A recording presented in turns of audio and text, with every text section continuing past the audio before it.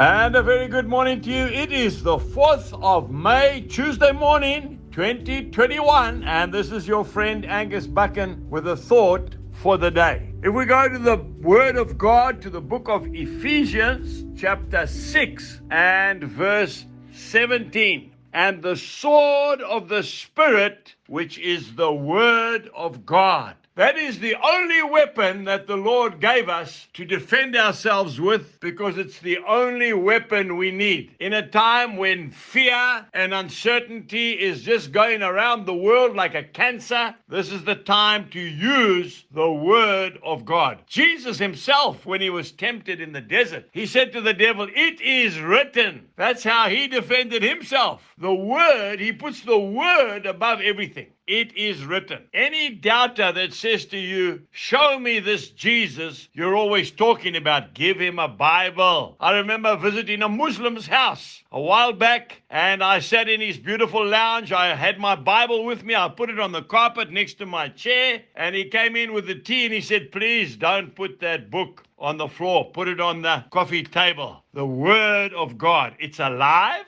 It's a compass. It's bread. It's the good news. Indeed, it is life itself. John chapter 1 verse 1. In the beginning was the Word, and the Word was with God, and the Word was God. Jesus Christ in print. You know, I don't know how many times in the last 40 years I have read this Bible from cover to cover, and yet every single time it tells me something completely different. It's alive, this book, I tell you. You know, the Lord tells us clearly in Matthew 24:35, heaven and earth will pass away, but my word will never pass away. In the 1700s, there was a little Welsh girl. Her name was Mary Jones. Mary Jones loved the Word of God. She was very poor. She didn't have any money. Her dad died when she was a small girl, and her mother tried to eke out a living by just being ordinary servants. And she would go up to the church and ask the minister if she could please read the Bible. It used to be chained to the pulpit, and she would read it. She worked hard. She saved up all her pennies. She wanted to buy her own Bible. And when Mary Jones was about 15, 16 years old, she walked barefoot 26 miles through the Welsh hills to the next town where a minister was selling Bibles. She was so excited. When she got there, she was overwhelmed. She said, "I brought my money to buy my Bible." And the man looked at her and he said, "I'm so sorry. I have just sold the last Bible." Well, the girl broke down. She broke down and she wept. She couldn't believe it. He was so